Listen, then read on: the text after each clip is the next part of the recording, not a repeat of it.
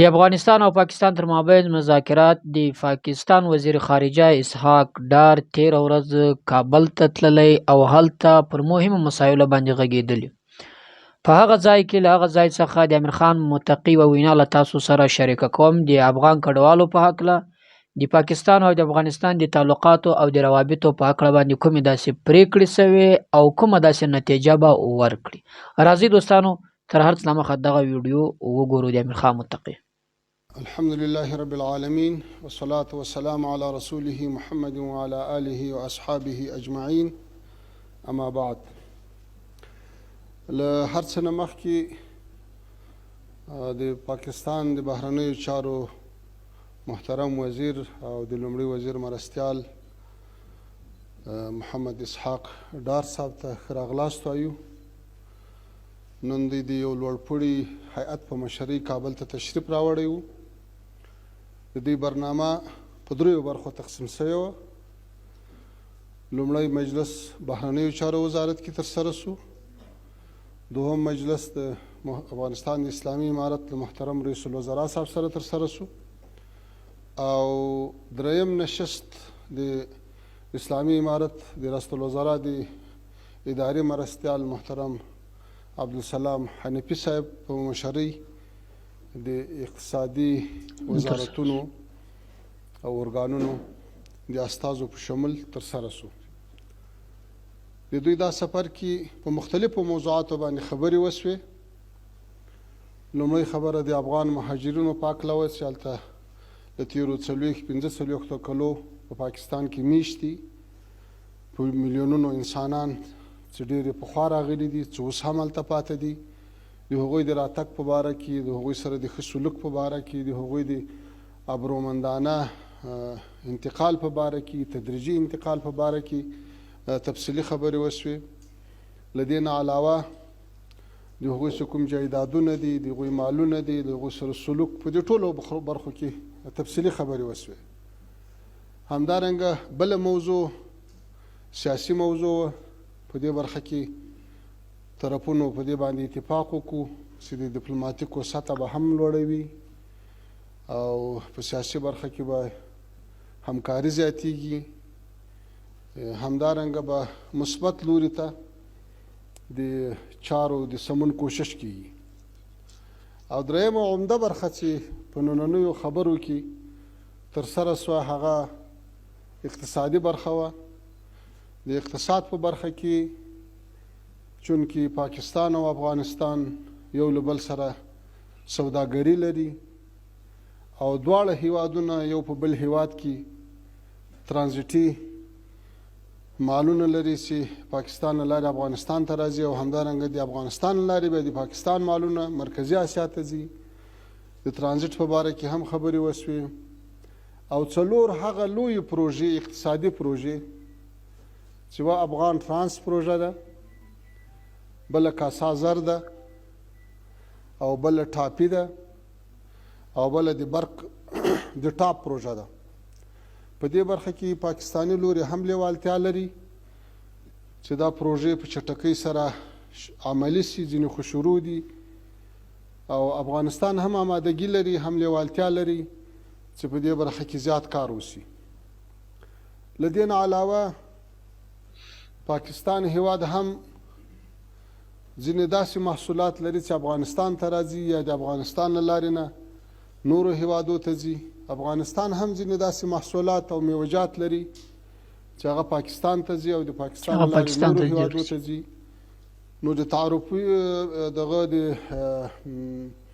تعرفو په برخه کې، ترجیحي تعرفو په برخه کې، همدارنګه د نورو ټکسو محصول په برخه کې هم جناب وزیر صاحب ځینې اعلانات وکړل چې خدای به په خپله له تاسو سره شریک کړي چې له دې بعد سهولتونه رامنځته شي، ټکسونه کم شي او تجارت زیات شي، یو له بل سره راکړه ورکړه زیات شي. موږ امید لرو چې نن چې کوم مجلسونه وشو که د دغو مجلسو په رڼا کې عمل وشي او دواړه طرفه عملي چارو ته ښه توجه وکړي او په سویو پریکړو باندې، 'عمل ترسره شي، دا به د دواړو هیوادو ترمنځ د ډیرو زیاتو اړیکو ته وده ورکړي. عمل ترسره شي، دا به د دواړو هیوادو ترمنځ د ډیرو زیاتو اړیکو ته وده ورکړي. په اقتصاد کې، په سیاست کې، په اړیکو کې، په هر څه کې ډېر کومکی ثابت شي او یو ډېره ښه نتیجه او ښه ثمره به وي. دوستانو جی افغانستان وزیر خارجه امیر خان متقی دا وینا تاسو وکړه، دغه ډیر به تاسو لیدلی وي پر سوشل میډیا باندې هم.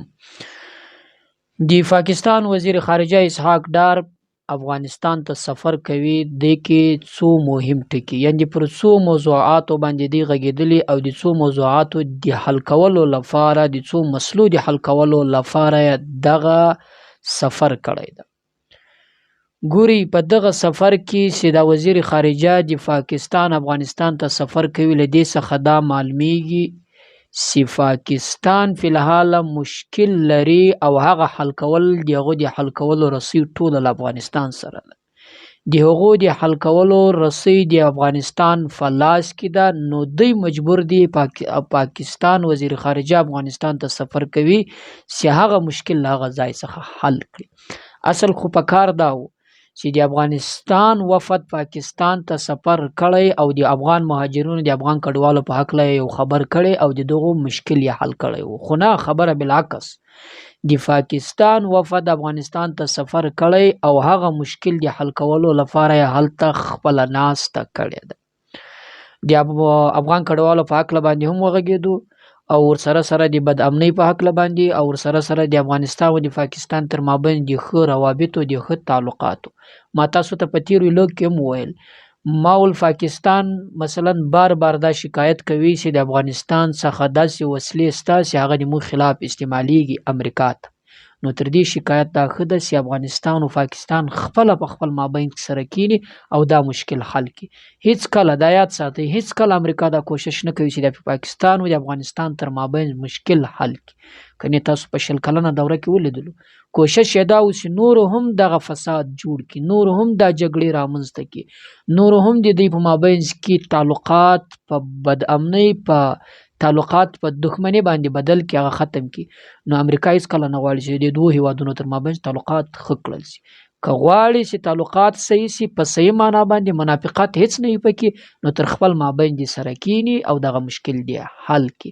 نو پر ډیرو داسې موضوعاتو باندې هم غږیدلی دي او مهمه مسله سوه د افغانستان لپاره افغان کډوالو او د پاکستان لپاره چې مهمه مسله وه، هغه هم که د افغان کډوال کې ورسره تر څنګ کومه بدامني چې دوی له افغانستان څخه بولي، یعنې بار بار دوی وایي چې موږ په خلاف باندې افغانستان خاوره استعمالي، پر دغه بنیاد باندې هم سفر کړی ده.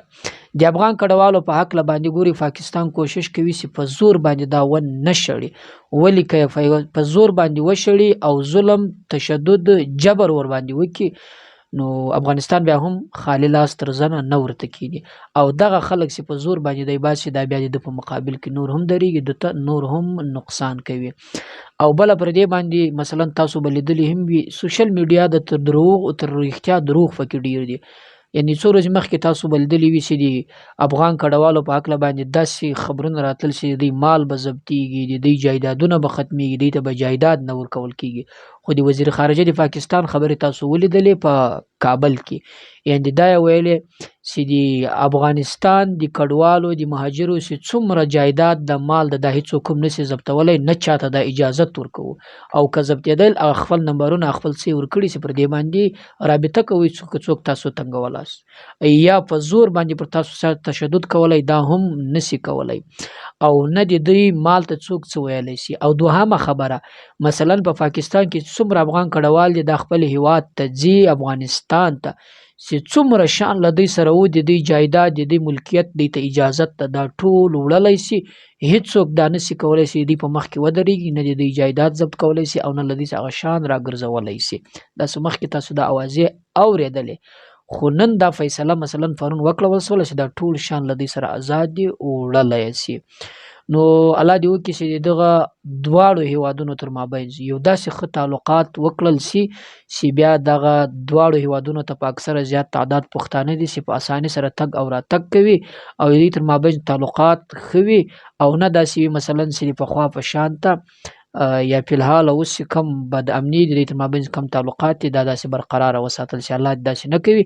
الله دې د دواړو تر مابین داسې اتفاق رامنځته کړي چې تعلقات چې عامه ګټه یې عام ولس او د هېوادونو دواړو ته ورسېږي.